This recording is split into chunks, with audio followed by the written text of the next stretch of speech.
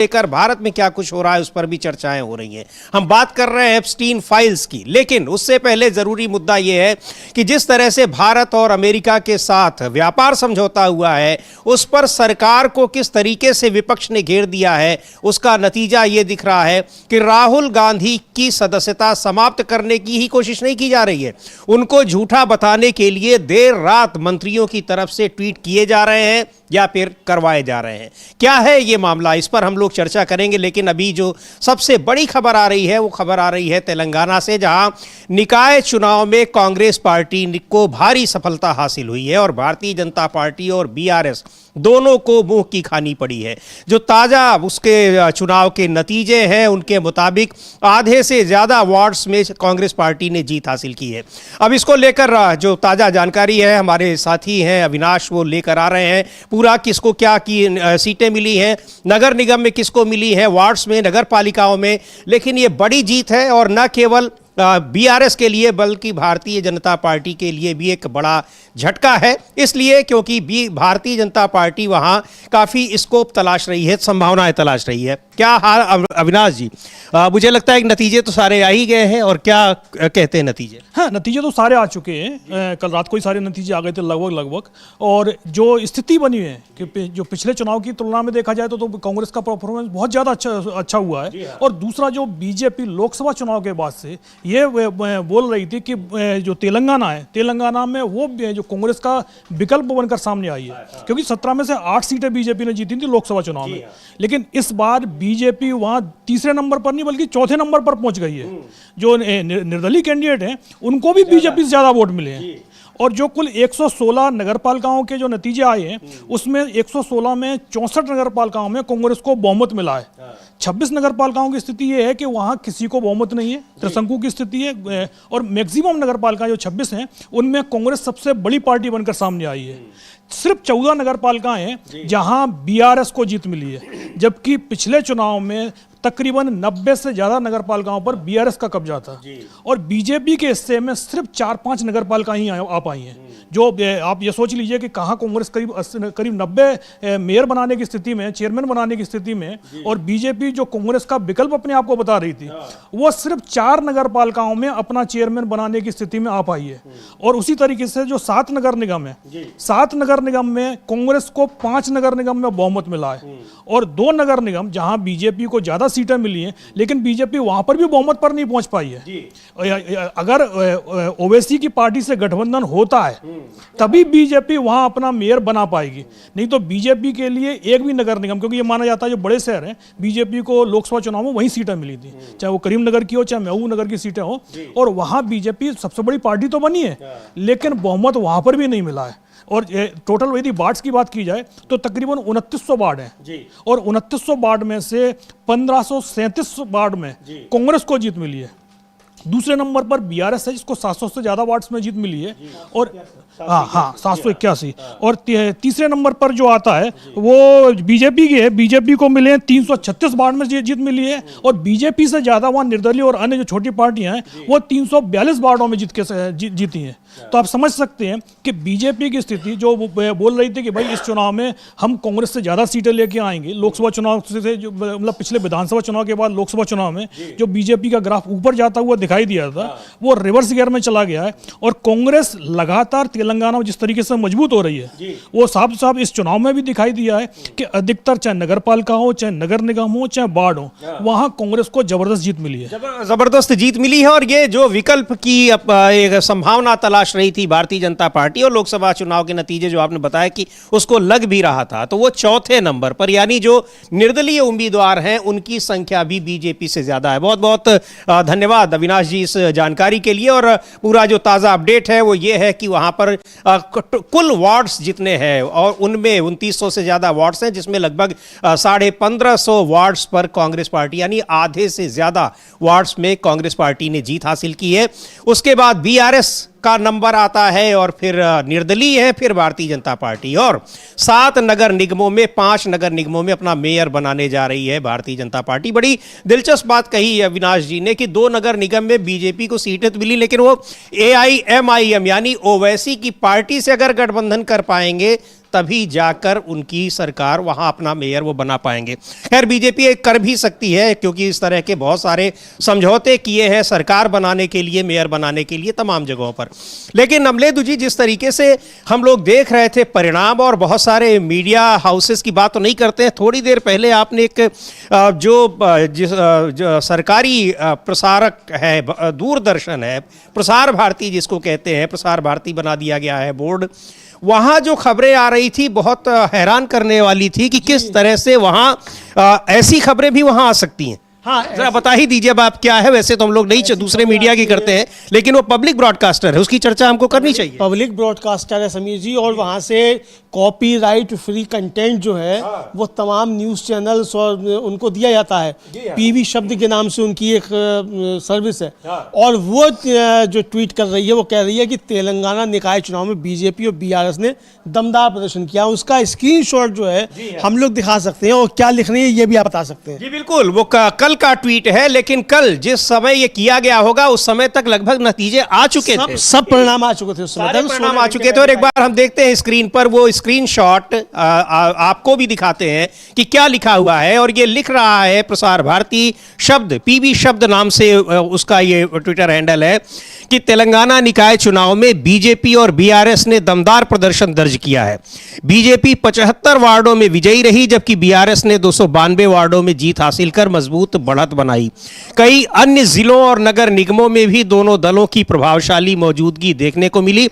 Copyright free content पाएं केवल PB शब्द पर अभी रजिस्टर करेंगे, तो उनका विज्ञापन है। और वैसे अब इसको ये कौन लेगा, जहां पर आधी से ज्यादा वार्डों में चुनाव जीत रही है कांग्रेस पार्टी, उसका नामो निशान नहीं है, नाम तक नहीं, मतलब 2900 में से 1537 जो है वो जीत रही है, उसके आप जिक्र नहीं कर रहे हैं। और 75 वार्डों में 3000 में से अगर बीजेपी जीत गई तो आप बता रहे हैं बहुत अच्छा दमदार प्रदर्शन किया है। ऐसा लग रहा है कि यही दो पार्टियां वहां मुकाबले में रही, ऐसा लग रहा है वहीं वहां ये दो ही पार्टियां हैं और कांग्रेस वहां है ही नहीं। तो आप समझिए किस तरीके से, मतलब निजी चैनलों को तो कहा जा रहा है कि गोदी मीडिया है, वो तो कहा ही जा रहा है, लेकिन महागोदी तो ये सरकारी हो गया है। टैक्स पेयर्स के पैसे से, हमारे और आपके पैसे से जो चल रहा है संस्थान, वो किस तरीके की फेक न्यूज ही तो इसको कहेंगे, वो फेक न्यूज दे रहा है, ये दिखाई पड़ रहा है। तो बहुत अपने आप में बड़ी बात है। लेकिन इस जमाने में जब लोकसभा में नेता प्रतिपक्ष को बोलने न दिया जाए, राज्यसभा में नेता प्रतिपक्ष अगर कहें कि सरकार की नीतियां सही नहीं है, तो उनका भाषण ही निकाल दिया जाए कार्यवाही से, वहां ये कोई बहुत बड़ी बात नहीं है कि उस सरकार के अधीन ये संस्था अगर काम कर रही है, उसको टैक्स पेयर्स के पैसों की कोई चिंता नहीं है, वो चाहे जो न्यूज़ दे। सीधे सीधे ये किस तरीके से वहां खबर दी जा रही है कि दमदार प्रदर्शन किया है भारतीय जनता, अच्छा बीआरएस से भी पहले बीजेपी का भी नाम उसमें दिया जा रहा है। जो अभी बताया हमारे साथी अविनाश ने, पूरा जो डेटा उनके पास है चुनाव नतीजों का, कि बता रहे हैं कि चौथे नंबर पर बीजेपी है, पहले और दूसरे पर, पहले पर कांग्रेस, दूसरे पर बीआरएस, तीसरे पर निर्दलीय और चौथे नंबर पर बीजेपी। लेकिन प्रसार भारती की निगाह में बीजेपी और बीआरएस ने दमदार प्रदर्शन किया है और तीसरी कोई पार्टी नहीं। तीसरी कोई पार्टी नहीं है। अरे तो यही कह रहे थे भाई, एआईएमआईएम ने बहुत दमदार प्रदर्शन किया है। हाँ, उनसे तो अच्छा है, उनसे तो अच्छा ही है। तो लेकिन बहुत हैरानी की बात है, पर जो भी है ये नतीजे, जो आधिकारिक नतीजे हैं वो यही हैं जो हमने आपको बताए हैं, और वहां परिणाम निकल गए हैं। 7 नगर निगम है जिनमें 5 में कांग्रेस पार्टी अपना मेयर बनाने जा रही है।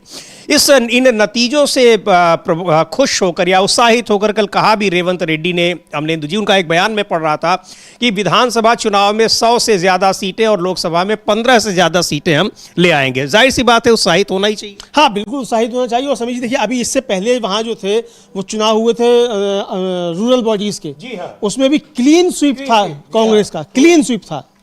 और अब ये अरविंद का, तो यानी अब लोकल बॉडीज और मतलब रूरल और अर्बन दोनों में कांग्रेस का क्लीन स्वीप है, एक तरीके से समझा सकता है। तो अगर रेवंत रेड्डी ये दावा कर रहे हैं कि 100 सीट वो ले आएंगे विधानसभा में और 15 सीट ले आएंगे लोकसभा में, तो ये दावा कहीं से भी गलत दिखाई नहीं पड़ रहा है। हाँ, बिल्कुल ये दावा नहीं, गलत नहीं दिखाई पड़ रहा है, क्योंकि नगर के जो निकाय चुनाव हैं और गांव के जो निकाय चुनाव, पंचायत चुनाव हैं, दोनों में दमदार प्रदर्शन किया है। तो ये दावा वो कर रहे हैं, जाहिर सी बात है उत्साहित होना ही चाहिए। अविनाश जी के पास शायद कुछ और जानकारी है। सबसे बड़ी बात तो ये है कि 2020 में जो पिछले चुनाव हुए थे, उन चुनाव में बीजेपी को 293 सीटें मिली थी। जब ये बीजेपी खुद कहती थी कि भाई हम वहाँ कमजोर स्थिति में, वार्डों में उस समय बीजेपी 293 वार्ड जीत कर आई थी। तब ये मतलब अभी सभी लोग बोलते थे बीजेपी कमजोर है, और अब जब बीजेपी वहां अपने आप को कांग्रेस का विकल्प बता रही है, तब वहां की स्थिति क्या है? 335 सीटें, यानी तकरीबन 40 सीटें बस खाली। हाँ, मतलब एक तरीके से देखा जाए, अब ये मान के चले कि बीजेपी को शायद पैसे ज्यादा खर्च करने पड़ गए इस बार, क्योंकि इस बार तो मान के चल रहे थे कि वो कांग्रेस से ज्यादा आगे निकलेंगे, तो इस बार शायद पैसे ज्यादा खर्च किए, तो उसका नतीजा दिखाया से 30-40। हैदराबाद में मेयर का चुनाव जीत रहे। एक बात है, इस बार मोदी जी नहीं गए थे ना असल में वहां प्रचार करने के लिए, तो इसलिए सीटें कम आई हैं। पिछली बार मोदी जी पहुंच गए थे कोरोना काल में, याद होगा। हाँ, नहीं, पिछली बार तो जो सीएम थे, तमाम राज्यों के सीएम, वो तमाम राज्यों के सीएम पहुंचे थे, इसलिए 293 सीटें रह गई थी। इस बार कोई नहीं गया, तो सीटों की संख्या कुछ बढ़ गई है। और दूसरा, यदि हम कांग्रेस की बात करें, तो कांग्रेस के पास पिछली बार 569 वार्डों में जीत मिली थी, जो इस बार बढ़कर 1537 हो गई है। तो आप ये देख लीजिए कि कांग्रेस ने 5 साल में कितना गेन किया है, 3 गुना हो गई सीटें। और बीजेपी जो जब वहां एक तरीके से देखा जाए, ये आमतौर पर ये माना ही नहीं जाता था कि जमीन पर पार्टी है, बस खाली 1-2 शहरों में वो पार्टी थी, तब वो 293 सीट लेके आती है। और इस बार जब वो मुख्य विपक्षी दल के रूप में अपने आप को प्रेजेंट कर रही है, विधानसभा में तो वो नहीं है मुख्य विपक्षी पार्टी, लेकिन लोकसभा चुनाव के जो नतीजे थे उसके आधार पर वो अपने आप को वहां मुख्य विपक्षी दल मानते हैं। और उन नतीजों को भी यदि हम देखें, तो बीजेपी अब जो 6 साल पुरानी स्थिति थी वो वहीं दोबारा से पहुंच गए हैं। और एक तरीके से तेलंगाना की जो जनता है उसने पूरी तरीके से बीजेपी को खारिज कर दिया। बिल्कुल, तो 6 साल पहले, 5 साल पहले जहां पर वो थे, आज भी वहीं पर हैं, और कांग्रेस ने 3 गुना ज्यादा बढ़ोतरी की है, बीआरएस उतनी ही नीचे गई है। यानी वहां जो इसका एक नटशेल में अगर कहें, तो वहाँ मुख्य मुकाबला अभी भी, यानी मुकाबला तो नहीं है, लेकिन नज़दीकी मुकाबला, लेकिन अगर देखा जाए तो नंबर 2 पर बीआरएस है। यानी लड़ाई कांग्रेस और बीआरएस की है। भारतीय जनता पार्टी को वहाँ की जनता ने पूरी तरह से खारिज कर दिया है, ये कहा जा सकता है अमलेंदु जी। हाँ, बिल्कुल, वहाँ ये कहा जाता है कि बीजेपी को पूरी तरीके से जनता ने खारिज कर दिया है, और बहुत तगड़ा झटका जो है वहाँ लगा है बीजेपी को, ये समझा जा सकता है समीर जी। और इसको लेकर कांग्रेस ने जो है वो एक ट्वीट किया है वहाँ के चुनाव परिणाम को लेकर, वो भी हम लोग अपनी टीम से कहेंगे वो चीज दिखाया जा सकता है। और जो क्या लिखा है, बिल्कुल, ये कांग्रेस पार्टी ने तेलंगाना चुनाव को लेकर जो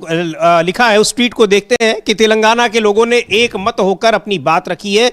तेलंगाना म्यूनिसिपल चुनाव में कांग्रेस पार्टी की शानदार जीत, विकास, जवाबदेही और सबको साथ लेकर चलने वाले विकास पर आधारित शासन का पक्का समर्थन है। ये बड़ा जनादेश कांग्रेस की उन नीतियों पर भरोसा को दिखाता है जो किसानों, युवाओं, महिलाओं और सबसे कमजोर लोगों को प्राथमिकता देती हैं। हम हर वोटर और सपोर्टर का शुक्रिया अदा करते हैं जो हमारे साथ खड़े रहे। ये जीत तेलंगाना के हर नागरिक को समर्पित है।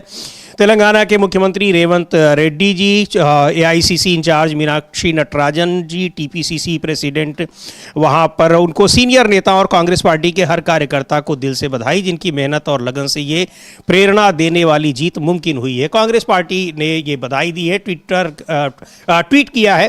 तेलंगाना में निकाय चुनाव में जो बम्पर जीत हासिल हुई है कांग्रेस पार्टी को, और वहाँ पर आधे से ज़्यादा वार्ड्स में जीत हुई है, जो नगर उसमें निकायों में है, शहरी निकायों में। और इसके अलावा जो 7 नगर निगम हैं, महत्वपूर्ण बात यह है कि उसमें 5 नगर निगम में भी कांग्रेस पार्टी अपना मेयर बनाने जा रही है। यानी उसको इतनी ज़्यादा सीटें मिली हैं कि उसके मेयर बन सकते हैं। केवल 2 जगह पर कहा जाए कि वहाँ मेजॉरिटी किसी को नहीं मिली है। हाँ, केवल 2 जगह पर है कि मेजॉरिटी वहाँ किसी को नहीं मिली है, ये है। और 7 में से 5 पे जो है कांग्रेस का मेयर बनने जा रहा है। तो एक बड़ी जीत कांग्रेस की शहरी क्षेत्रों में भी तेलंगाना में देखी जा रही है। जी बिल्कुल, तो ये एक बड़ी जीत है तेलंगाना में, और इस जीत को लेकर जाहिर सी बात है कि मुख्यमंत्री रेवंत रेड्डी उत्साहित हैं, और उससे पहले पंचायत चुनाव में भी जीत हासिल हुई थी।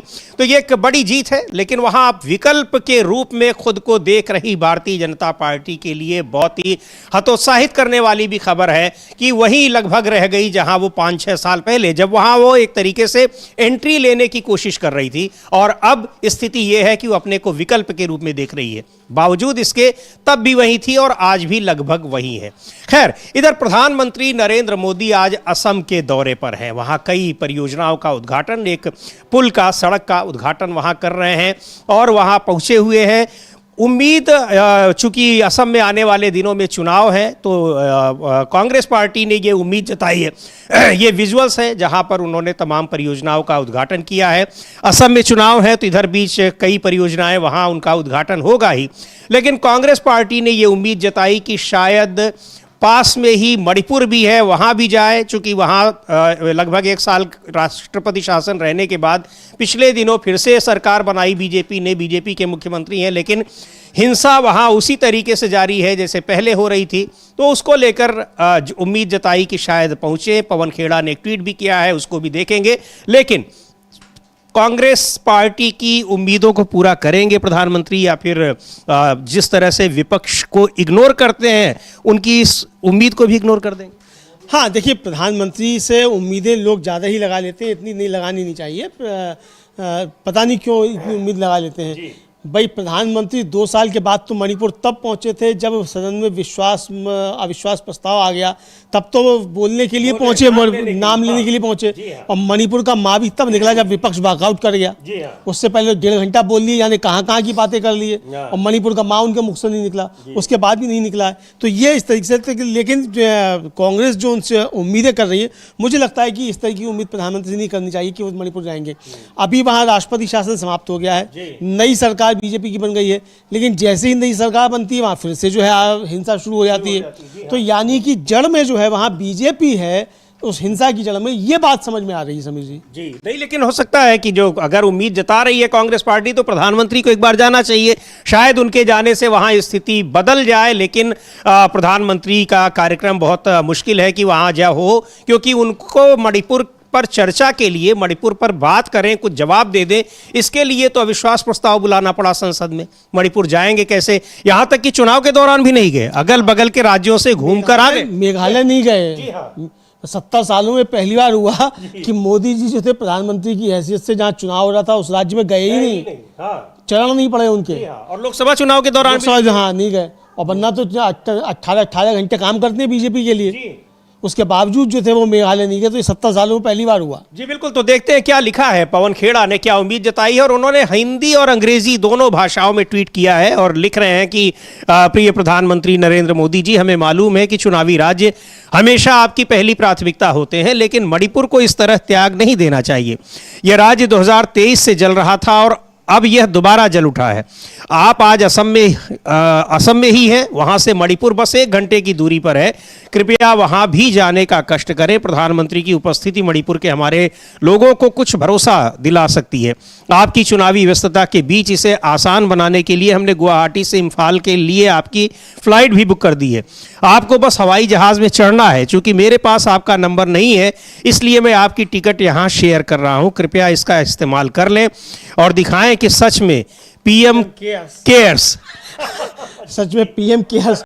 और समीर जी, ये गुवाहाटी से इम्फाल का टिकट भी उन्होंने जो है बुक कर दिया है प्रधानमंत्री के लिए। Mister Narendra Modi first A जो है बिजनेस क्लास का किया है, बिजनेस क्लास का किया है गुवाहाटी से इम्फाल का। और आज शाम का 3:55 का ये है, और 3:55 पर जाएगी और 16:55 पर वहाँ पहुँचेगी।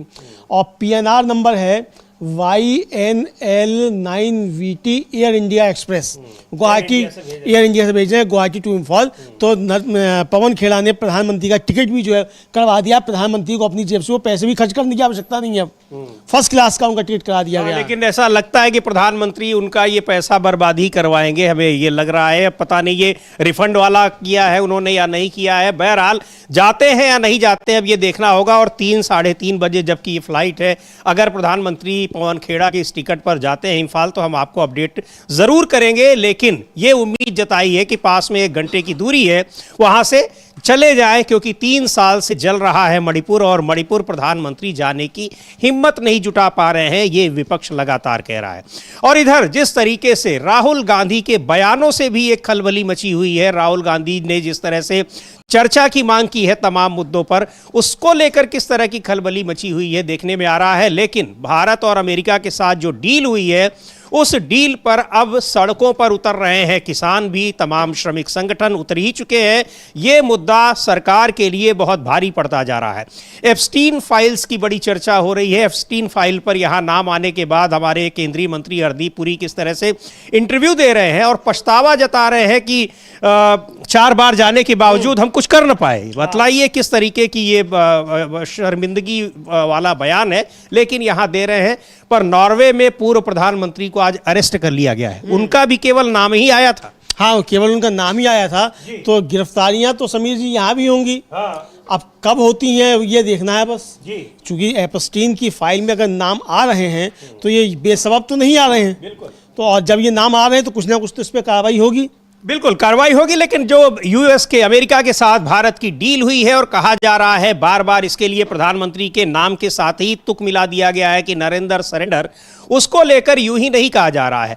कपास को और कपड़ों के को लेकर यह बताया जा रहा है कि भारत के जो कपास उत्पादक हैं, कपड़ा बनाने वाले लोग हैं, उनको बड़ा फायदा होगा। लेकिन राहुल गांधी ने आज एक वीडियो ट्वीट किया है और बताया है उन्होंने कि किस तरीके से ये कपास उत्पादकों की भी कमर तोड़ देगा। किसानों को, हर क्षेत्र के किसानों को कितना नुकसान पहुंचाने वाला है।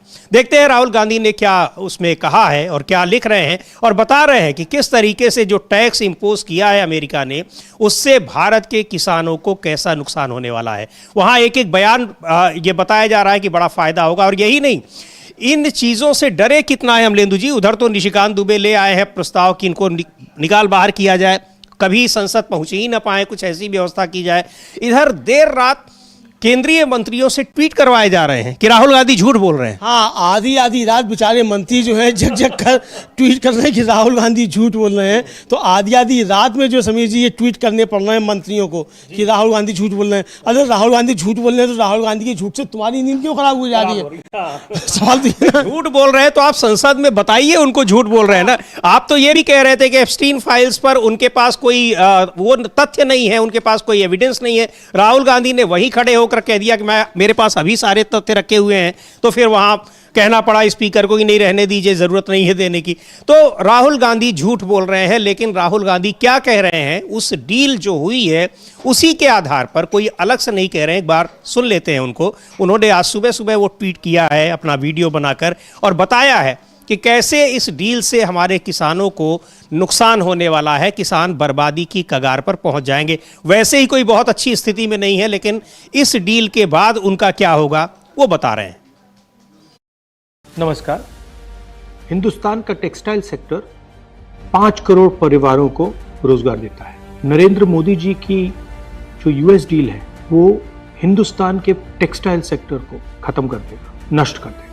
ये बात नरेंद्र मोदी जानते हैं और पूरा हिंदुस्तान जानता है। मैंने पार्लियामेंट हाउस में समझाया कि बांग्लादेश को फ्री पास 0% टैक्स और हिंदुस्तान को 18% टैक्स। इसका नतीजा होगा कि बांग्लादेश की टेक्सटाइल इंडस्ट्री हिंदुस्तान की टेक्सटाइल इंडस्ट्री को खत्म कर देगी। Now what have you done? You have, the United States has reduced Bangladesh's tariff to zero. And our tariff is 18%. What do you expect our textile people to do? Their competitor is Bangladesh. If Bangladesh imports US cotton, they have 0% duty. Finished. Textile industry gone. Narendra Modi ji के एक मंत्री ने बोला कि अगर हम भी US cotton import करेंगे तो हमें भी वो फायदा मिलेगा। मगर सच्चाई है कि हमारा कॉटन बांग्लादेश जाता है, हमारा कॉटन हिंदुस्तान की टेक्सटाइल मिलों को चलाता है। तो अगर हमने बांग्लादेश का रास्ता चुना तो हमारे पूरे के पूरे कपास के किसान और कॉटन की इंडस्ट्री खत्म हो जाएगी, और अगर हमने नहीं चुना तो हमारी टेक्सटाइल की इंडस्ट्री खत्म हो जाएगी। ये सच्चाई है। पीयूष गोयल जी झूठ मत बोलिए। इसलिए मैं इसको सरेंडर कहता हूं, क्योंकि ये डील या तो कपास के किसान को मारेगा या टेक्सटाइल इंडस्ट्री को मारेगा या फिर दोनों को उड़ा देगा। इनके मंत्री को यह भी नहीं मालूम कि बांग्लादेश अब हिंदुस्तान से कपास नहीं खरीदेगा और उन्होंने निर्णय ले लिया है कि वो यूएस से कॉटन इंपोर्ट करें। ये है यूएस डील, नरेंद्र मोदी जी की डील की सच्चाई। तो ये किस तरीके से ये डील कपास उत्पादकों को, यानी जो टेक्सटाइल इंडस्ट्री है उसको बर्बाद करेगी, और कपास उत्पादकों को, उन किसानों को जो कपास पैदा करते हैं, कपास की खेती करते हैं, उनको कैसे बर्बाद करेगी? चूंकि बांग्लादेश वैसे भी टेक्सटाइल इंडस्ट्री वहाँ काफ़ी बड़ी है, अमेरिका वहाँ से 0% पर लेगा और हमसे 18% पर लेगा, कहाँ compete कर पाएंगे? और जब टेक्सटाइल उद्योग खतरे में रहेगा तो फिर कपास क्या होगा? कपास जी, जब टेक्सटाइल उद्योग खतरे में रहेगा तो कपास क्या करेगा? वैसे ही कपास की कमर जो है वो बीटी कॉटन बीज जो है वो तोड़ चुका है। रही सही कसर जो है वो अभी बाहर से आएगा वो पूरी कर देगा। तो ये हमारे किसान की आप कमर तोड़ कर रख देंगे, और किसान की कमर टूटेगी समीर जी अगर, तो फिर टेक्सटाइल इंडस्ट्री की कमर टूटेगी। बिल्कुल। आप देखिए भदोही का कालीन कारोबार किस तरीके से बिल्कुल चौपट हो गया, बनारसी साड़ियों का कारोबार एकदम चौपट हो चुका है, साउथ का जो कॉटन का कारोबार है वो एकदम चौपट हो चुका है। तो ये सब तो मोदी जी के आने के बाद चौपट हो ही चुका है। तो रही सही कसर जो बची है उसको ये ट्रेड डील जो है वो खत्म कर देगी, और 18% का टैरिफ खत्म कर देगा। हालांकि पीयूष गोयल का दावा है कि बांग्लादेश की तरीके से 0% टैरिफ जो है टैरिफ जो है वो हो जाएगा। अरे हो जब जाएगा तब जाएगा, अभी तो 18% है ना, आपने स्वीकार कर लिया है। ये हिसाब तौर पर देखा जा सकता है। जी बिल्कुल। और किस तरीके से यहाँ टेक्सटाइल इंडस्ट्री और कपास किसान, इन दोनों को कैसे तबाह करने की एक चाल चली गई है या कोशिश की गई है, ये इस डील से दिखाई पड़ रहा है। सीधे सीधे वो बता रहे हैं राहुल गांधी, और इन तमाम चीज़ों के लिए कहा जा रहा है, देर रात ट्वीट कर रहे हैं मंत्री लोग कि राहुल गांधी झूठ बोल रहे हैं। अब इसमें क्या झूठ है? ये 18% टैरिफ तो ले रहा है, बांग्लादेश से 0% पर ले रहा है। जब हमारा कपड़ा है और बांग्लादेश का जाएगा तो जाहिर सी बात है कि किसका सस्ता होगा? बांग्लादेश का होगा। और कोई भी व्यक्ति वही सामान सस्ता खरीदेगा या महंगा खरीदेगा, इसमें कौन सा बहुत बड़ा अर्थशास्त्र का ज्ञान लगाना है? लेकिन ये सारी चीज़ें दबाव में की गई हैं, विपक्ष का ये आरोप है। और उसी तरीके से किसान, जो चाहे वो डेयरी सेक्टर हो, दूसरे कृषि क्षेत्र हो, उन सब को किस तरीके से नुकसान होगा। कल भी किसान संगठनों से, किसानों से भी मुलाकात की राहुल गांधी ने, और मुलाकात के बाद उन्होंने एक ट्वीट भी किया। उसको भी देखते हैं कि क्या लिखा है उसमें, कैसे जो किसान संगठन के लोग हैं। एक बात हो रहा है अमलेंदु जी, हमने देखा कि कुछ नेताओं से, किसानों के नेताओं से कहा गया कि आप लोग विपक्ष के नेता से मिलने के हो गए, आपको सरकार से मिलना चाहिए। क्या सरकार ने डील करने से पहले हमसे नहीं पूछा, कृषि कानून ले आई, तब हमारी बात नहीं मानी, अब हमारी बात हो क्या मानेंगे? हाँ बिल्कुल, हमारी बात हम क्या मानेंगे, ये भी कहा। और किसानों से जो बातचीत हुई है वो काफ़ी महत्वपूर्ण है समीर जी। और किसानों से जो बातचीत हुई उसमें एक तो ये कहा है कि ये समझौता नहीं है, बल्कि इन्होंने जो है अन्नदाताओं की आजीविका पर हमला किया है। नरेंद्र सरेंडर जो है, ये भी फिर से राहुल गांधी ने इसको लेकर ट्वीट किया। वो वीडियो भी हम लोग देख सकते हैं किस तरीके से उनकी किसानों के साथ बातचीत हुई। ये है वो विजुअल्स हैं जो किसान नेता, किसान संगठनों के लोग यहाँ पर उनके साथ मुलाकात कर रहे हैं। ये कल का है, और लिखा है इस वीडियो को ट्वीट करते हुए राहुल गांधी ने कि नरेंद्र सरेंडर मोदी ने भारत के किसानों के साथ विश्वासघात किया है, और किसान ये बात समझ चुके हैं। यह सिर्फ एक व्यापार समझौता नहीं, बल्कि हमारे अन्नदाताओं की आजीविका पर सीधा हमला है। संसद में आज किसान यूनियनों के प्रतिनिधिमंडल से मुलाकात में उनकी चिंता साफ दिखी। महंगाई, बढ़ती लागत और एमएसपी की अनिश्चितता से जूझ रहे किसानों को भारी सब्सिडी और मशीनी ताकत से लैस विदेशी फसलों के सामने बिना तैयारी खड़ा किया जा रहा है। कुछ भी हो जाए, मैं और कांग्रेस पार्टी भारत के अन्नदाताओं के हक, सुरक्षा और सम्मान के लिए उनके साथ खड़े हैं। ये ट्वीट भी है। उस वीडियो को भी देखते हैं कि किसान संगठनों के लोग, जो किसान नेता हैं, वो लोग कह क्या रहे हैं, किस तरह की चिंताएं जता रहे हैं। उसमें इस वीडियो में वो बात सुनाई भी पड़ रही है। We are here about this Indo-US treaty. That's 100% going to harm the interest of the farmers. So we are here about the negative effects. The farmers of India, like marginal and small, they can just never compete with the corporate style of farming of the US. We all know it, sir. They have very large farms. They're heavily subsidized, sir, from diesel to all their machinery. जी, हमारा जो मध्य प्रदेश का पूरा economy है वो soybean पे है, मेज पे है, और हमारे यहाँ का खेती का मेन है। मतलब जीडीपी में भी हम 50% का हिस्सेदारी रखते हैं। अभी जिस दिन से डील का बातचीत हुआ है, जो 5800 रुपया, 5800 रुपया सोयाबीन था पर क्विंटल, वो डाउन हो गया 12 से 15%। अभी 5100 रुपये में मतलब नीचे आ गया है। तो एक तरीके से प्रोडक्शन डाउन जा रहा है, और दूसरी तरह अगर इस तरीके से ये इंपोर्ट होगा तो हमारा तो सोयाबीन चला जाएगा। सोयाबीन को रिप्लेस करने के लिए मक्का की बात कही इन लोगों ने कि भाई आप अल्टरनेट क्रॉप मक्का लगाइए। मक्का 50% बिक रहा साहब अभी एमएसपी से, 1400 रुपया कुंटल, जबकि 2250 रुपया हमारा है। पल्सेस हमारा जो मध्य प्रदेश का मेन, हम लोग तो मेन प्रोड्यूसर है, तो पल्सेस भी हमारा चले जाएगा। अब वो जो ज्वार आ रही है, वो ज्वार 30 सेंट 40 सेंट में पर ब्रूसेल है, मतलब 27-28 किलो 10-11 रुपये का। यहाँ एमएसपी उसका 36 रुपया है। तो जितना भी केटल फीड के लिए जो हमारा सेकेंडरी जो जाता है वो पूरा चला जाएगा, तो हमारा बर्बाद हो जाएगा। जो हमारा वालनट इंडस्ट्रीज़ है वो तकरीबन प्रोड्यूस 90% ऑफ इंडिया को जो ज़रूरत पड़ती है 90% करता है, जो कि 2 से 3 मिलियन टन्स करता है। तो इसी तरह एप्पल तो 80% हम प्रोड्यूस करते हैं पूरे इंडिया के लिए, तो तकरीबन 25 से 30 मेट्रिक टन्स जो टोटल है। तो मगर क्या होगा कि पहले ही अफ़गानिस्तान से, चाइना से, कैलिफोर्निया से वालनट्स आते हैं, तो हमारा डिक्लाइन हो रहा है। 30% तो हम डिक्लाइन हो गए, तो अब जो और आएगा तो उससे टोटल हमारा जो वालनट इंडस्ट्री है वो तबाह हो जाएगा। एप्पल ऑलरेडी ईरान से पहले भी 2 साल 3 साल 4 साल आया, जो टैक्स फ्री रहा, तो हमारा काफ़ी उसमें भी ज़्यादा नुकसान हो गया। अब अगर ये आया तो हमारा टोटल जो हमारा कंज्यूमिंग पावर है वो ख़त्म हो जाएगा।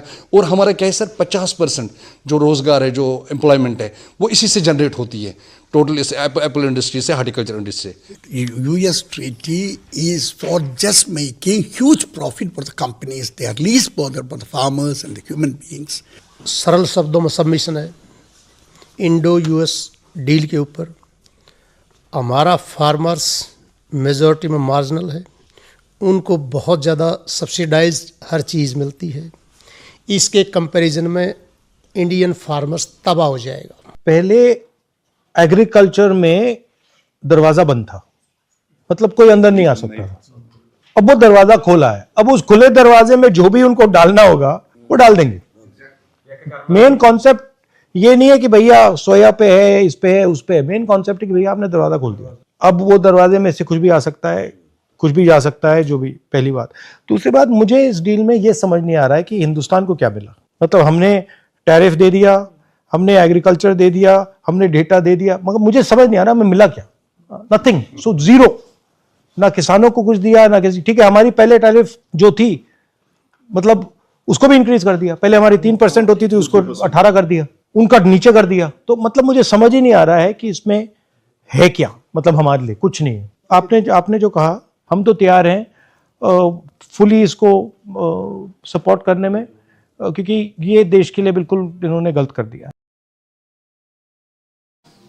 तो ये तमाम किसान अलग अलग राज्यों से, चाहे वो पंजाब के हों, हरियाणा के हों, मध्य प्रदेश के हों, और बता रहे हैं कि किस तरीके से मध्य प्रदेश से ही आते हैं कृषि मंत्री। अब वहाँ के किसान बता रहे हैं कैसे सोयाबीन, मक्का, जो दाल, जो मुख्य फसलें हैं, वो कैसे तबाह हो जाएंगी। हाँ बिल्कुल बता रहे हैं कैसे तबाह हो जाएंगी फसलें। और शिवराज सिंह चौहान भी बता रहे हैं कि राहुल गांधी झूठे हैं, किसानों के साथ कोई समझौता नहीं किया गया। तो ये भाई ये तो किसान ही बता रहे हैं, इसमें राहुल गांधी क्या। राहुल क्या, 17 किसान संगठन है, अलग अलग राज्यों से आए हुए हैं। तो अब कौन झूठा है कौन सच्चा है ये तो जानते हैं। अच्छा, ये मतलब झूठ के कारोबार पे किसी और का भी कॉपीराइट हो सकता है बीजेपी के अलावा क्या?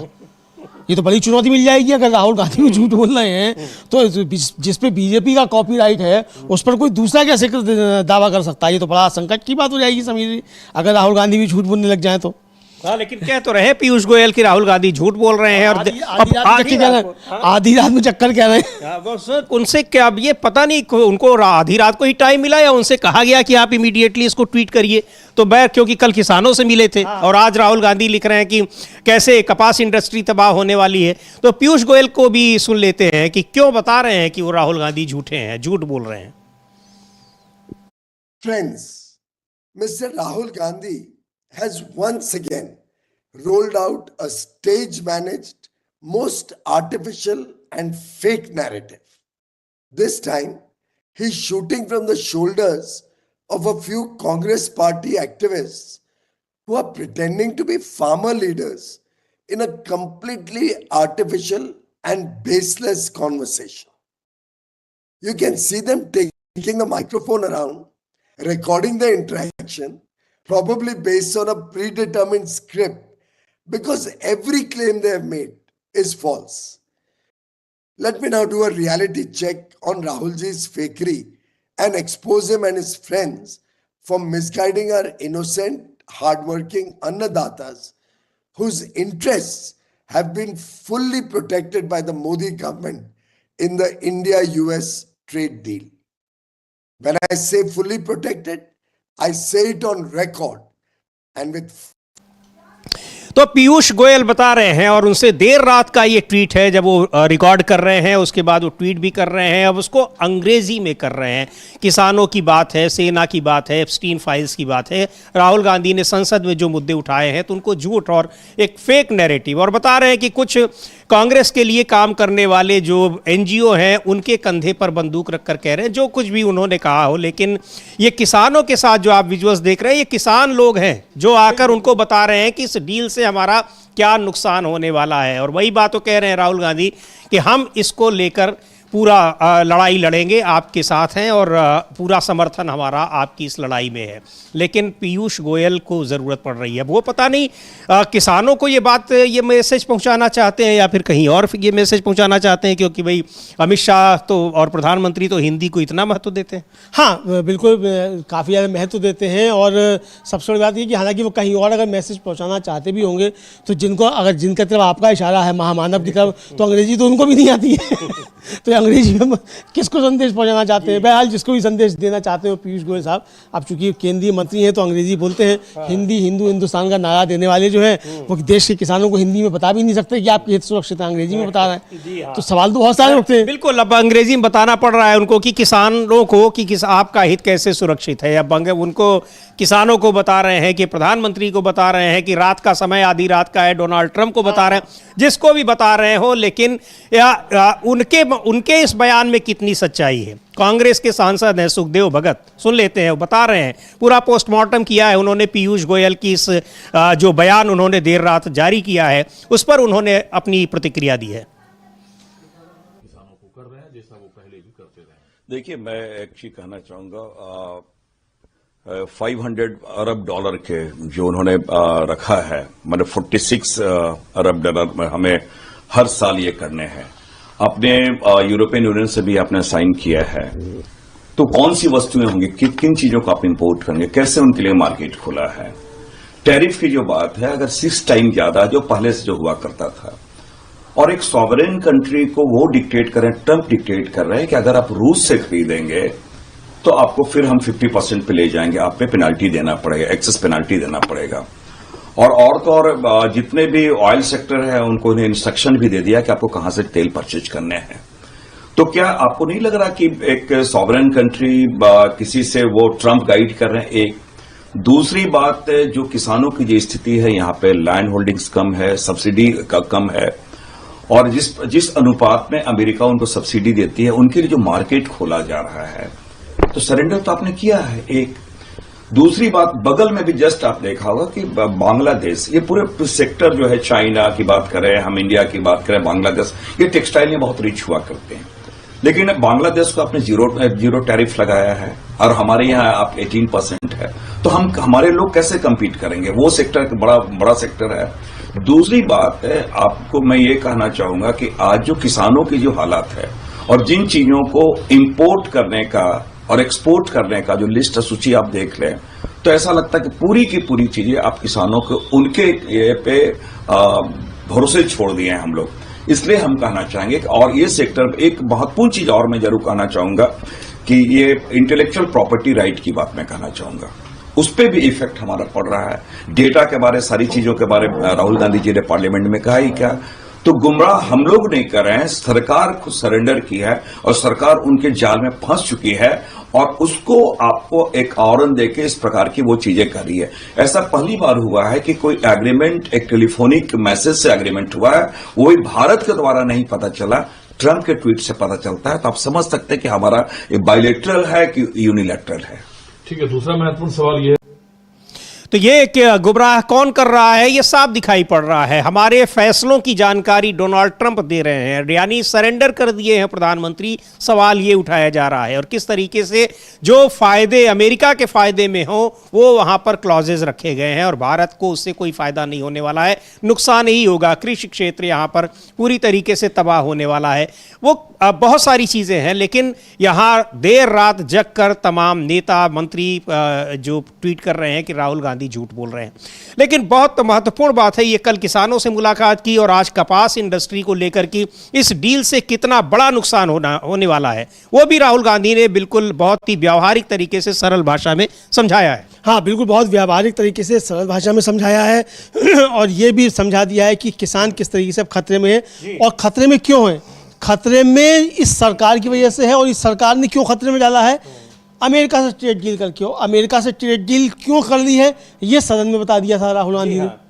कंप्रोमाइज है प्रधानमंत्री, क्यों कंप्रोमाइज है, किसकी वजह से है, तो अडानी और एपस्टीन फाइल्स की वजह से कंप्रोमाइज है। ये राहुल गांधी का कहना, हमारा कहना नहीं है, बहुत स्पष्ट करना राहुल गांधी का कहना है, वही उन्हीं बात रख रहे हैं। राहुल गांधी ने अपनी बात रखी है। तो ये एक तरीके से समझिए, देखा जाए सरकार घिरी हुई है और सरकार जो कर रही है उसको राहुल गांधी देश के सामने बिल्कुल खोल कर रख रहे हैं और सरकार बेनकाब होती चली जा रही है।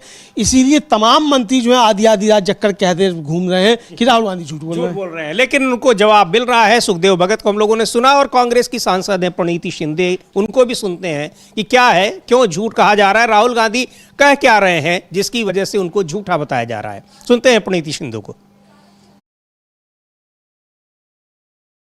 मेरे खिलाफ कोई भी एक्शन जी, ये जो डील है अमेरिका के साथ, जो ट्रेड डील है, उसे उस किसानों का बहुत बड़ा नुकसान होने वाला है और ये किसान समझ नहीं पा रहे। तो राहुल जी समझाने की कोशिश कर रहे हैं कि ये डील किसानों को कैसे हार्म करने वाला है। जब हम ज्वार इंपोर्ट करेंगे, जब हम सोयाबीन इंपोर्ट करेंगे, कपास इंपोर्ट करेंगे, ये चीजें हमारे यहाँ उगती है, तो इन किसानों का क्या होगा और ये बेवजह इंपोर्ट करने की जरूरत क्या है जब हमारे यहाँ ये उगती है। तो इसका बहुत बड़ा नुकसान होने वाला है। किसान बलि राजा होता है, लेकिन ये बलि राजा को का बलि देने के लिए सरकार अड़ी हुई है, उनके पेट पे पैर देने की साजिश ये सरकार कर रही है। हम बिल्कुल नहीं होने देंगे। ये टेक्सटाइल इंडस्ट्री भी बहुत बड़ी है महाराष्ट्र, शोलापुर में, चलकरंजी में, और टेक्सटाइल भी इंपोर्ट करने की क्या वजह, क्यों सौदा हो रहा है ये, क्यों मोदी जी इतने प्रेशर में आ रहे हैं। अगर एप्स्टीन नहीं है, अगर अदानी अंबानी नहीं है, तो क्या है कि हम देश का सौदा, किसानों का सौदा कर रहे हैं अमेरिका के साथ, क्यों झुक रहे हैं इनके सामने। तो क्यों झुक रहे हैं इनके सामने, अमेरिका के सामने, यही सवाल पूछा जा रहा है और उसकी वजह भी राहुल गांधी ने बताई है और इसीलिए पार्लियामेंट में बोलने नहीं दिया जा रहा है। सरकार की नीतियों पर सवाल उठाया मल्लिकार्जुन खड़गे ने राज्यसभा में, तो उनके भाषण को ही एक्सपंज कर दिया। कल उन्होंने राज्यसभा में ये शिकायत भी की और कहा भी कि अगर आप उसको दोबारा से नहीं शामिल करेंगे, मुझे पब्लिक फोरम में उसको लाना पड़ेगा उस भाषण को, क्योंकि बहुत ही महत्वपूर्ण बात कही है और ऐसी कोई बात नहीं है जिसको आप सदन की कार्यवाही में शामिल न करें। हाँ, बिल्कुल, बहुत सख्त आपत्ति जताई मल्लिकार्जुन खड़गे ने और यह भी कहा कि मेरा 50 साल का संसदीय जीवन है और मैंने अपने संसदीय जीवन में कभी किसी नियम का उल्लंघन नहीं किया है और बिना मुझे सूचना दिए हुए, बिना मुझे बताए हुए वहां से पूरा का पूरा भाषण का अंश जो है, बड़ा हिस्सा जो है उड़ा दिया गया, मतलब स्पंज नहीं किया गया। अगर कोई संसदीय बात थी कुछ, तो आप उसको स्पंज करते, लेकिन आपने उसको उड़ा दिया पूरा भाषण का हिस्सा, तो ये गंभीर बात है। जी बिल्कुल। तो उसमें उन्होंने बताया भी कि मल्लिकार्जुन खड़गे ने कि कौन सा हिस्सा उड़ाया, जो उसमें मोदी सरकार की नीतियों की उन्होंने चर्चा की थी, उसकी आलोचना की थी, उससे हिस्से को ही उड़ा दिया गया। यानी संसद में केवल और केवल सरकार के पक्ष में, सरकार की तारीफ करने वाली बातें हों, चाहे वो सत्ता पक्ष से हो या विपक्ष से। विपक्ष से भी यही उम्मीद है कि वो सरकार की तारीफ करे, तब तो ठीक है, तब बोलने भी दिया जाएगा, तब आपको आपका भाषण पूरा रखा भी जाएगा। नहीं तो न तो आपको बोलने दिया जाएगा, न ही आपका भाषण पूरा रखा जाएगा, भाषण भी काट दिया जाएगा और मांग करेंगे आप उस पर चर्चा की बात करने की तो निलंबित कर दिया जाएगा। तो ये सारी चीजें यहां पर हो रही हैं। लेकिन अब बजट सत्र तो एक हिस्सा उसका हो ही गया, अब 9 मार्च से उसका दूसरा हिस्सा होना है। इन सवालों का जवाब विपक्ष मांग रहा है और अभी भी अड़ा हुआ है कि इनका जवाब देना पड़ेगा सरकार को। क्या होता है देखते हैं। लेकिन इधर शंकराचार्य का मुद्दा एक बार फिर सतह पर आ गया है और इसलिए आ गया है क्योंकि अब वो संगम की रेती से होते हुए पहुंच गया विधानसभा में और उत्तर प्रदेश के मुख्यमंत्री योगी आदित्यनाथ ने यह स्पष्ट कर दिया कि शंकराचार्य के साथ संगम पर जो कुछ भी हुआ था, उनका जो अपमान किया गया था, वो सारा कुछ उनके निर्देश पर किया गया था। क्यों ऐसा है, क्यों ऐसा हम कह रहे हैं, एक बार सुन लेते हैं। कल विधानसभा में शंकराचार्य को लेकर योगी आदित्यनाथ ने कहा क्या। हर व्यक्ति शंकराचार्य नहीं लिख सकता। हर व्यक्ति हर पीठ के आचार्य के रूप में जाकर के जहां तहां वातावरण खराब नहीं कर सकता।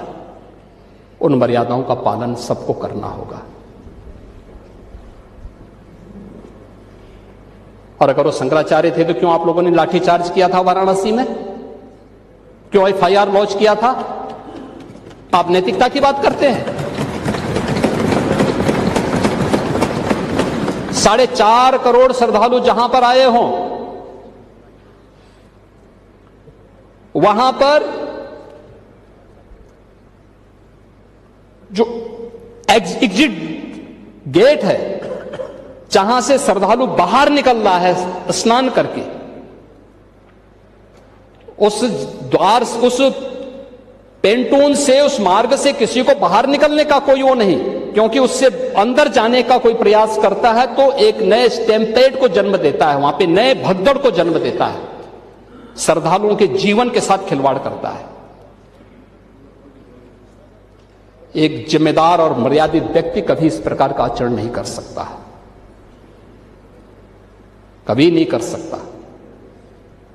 आपको पूछना है, सपा के लोग पूछें, लेकिन हम लोग मर्यादित लोग हैं, कानून का शासन पर विश्वास करते हैं, कानून का शासन पालन करना भी जानते हैं, पालन करवाना भी जानते हैं, दोनों चीजों को एक साथ लागू करवाना जानते हैं।